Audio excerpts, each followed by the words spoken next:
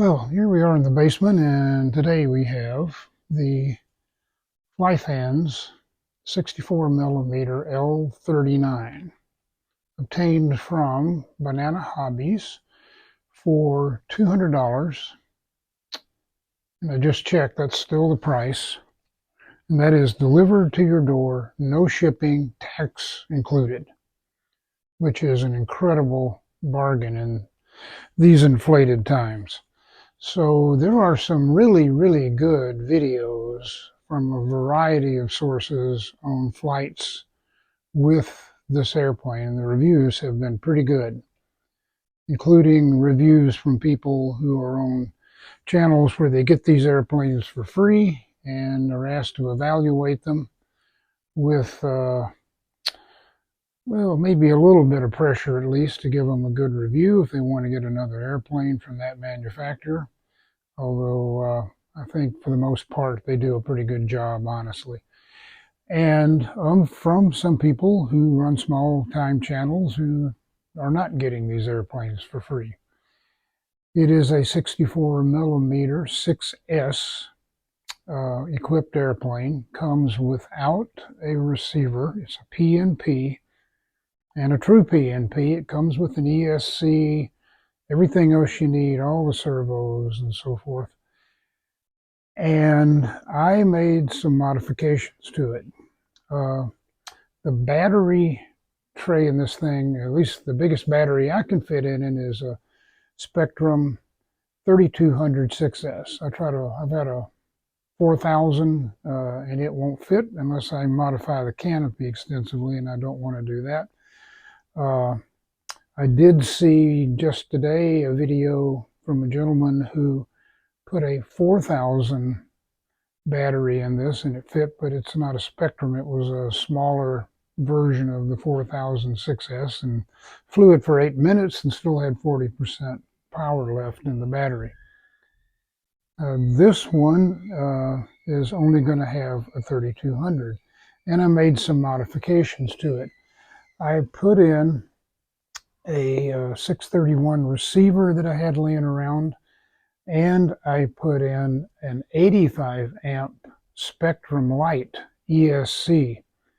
And so I'm going to go get the camera off its tripod, and we'll talk about what it was entailed in getting that radio and ESC setup done. It wasn't complicated, but it wasn't easy either. Because the Spectrum ESC is quite a bit larger than the one that came in the airplane. It still fit fine. The problem was getting the lead run through the fuselage up to the under the canopy, and then I wound up having to put a battery lead extension on it to make everything fit nice and neat. So let's go take a look at what that took and some other really interesting details about this airplane. So we're going to start at the front, and right here we can see this little hole in the bottom of the fuselage. That is so you can get a screwdriver down there and adjust that nose wheel linkage. There you go. See how that works?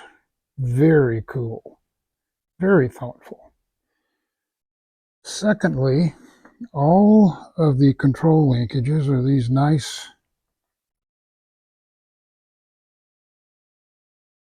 screw-on clevises. Very nice. One negative thing about this airplane is these star decals on there. They're translucent, which is unfortunate because you can see the color contrast here between the black and the red. It would have been nice if they had put on opaque white so that you could not see that color difference. The gear mounts, I'm told by people in my club who've flown these, are very secure. Very good. The gear seems to work just fine.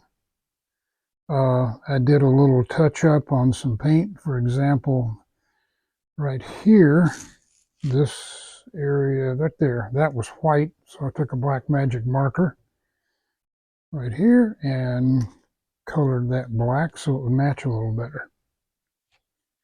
One thing I don't like also is this white tape up here. It's already coming loose. I'm going to have to take some transparent wrapping tape or something, or some glue, and glue this down, because I don't want this coming loose. And it's doing it on both wings, just like that. It's not very well fastened. Or I could just take it off, I guess. Okay, let's go back here and take a look at the ESC tray. So one modification was I had to put banana plug adapters on here to match the wires off of this 64 millimeter fan to this 85 amp ESC. The ESC fits very nicely in that, under that plywood, and mounted in the fuselage, but it was some job to get that lead through the fuselage, and I'll show you what it looks like coming out at the other end. And you have to have the wing off to do this. And speaking of that, this airplane goes together with literally 6 screws. There's 2 back here on the tail, and 4, there we go, there we are, 4 on the wings, 2 in the front, 2 in the back, and that's it. Those 4 screws, and you got the airplane together. Quick and easy. Now when you put this thing together, you're going to think those screws are tight, but they're not.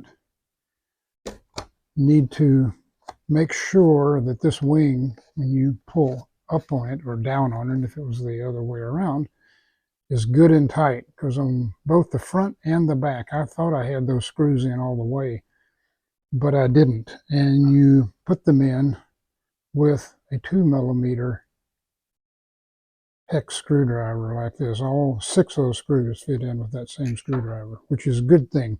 I would hate to think of trying to do Phillips head with these, because they really take some torque to get the final tightening done. Okay, I'm going to flip the model over and we'll talk about the battery tray and the radio. So here's an overview of the battery tray. Very nice little battery tray. It's plywood. See where I marked that 3200 battery go in there.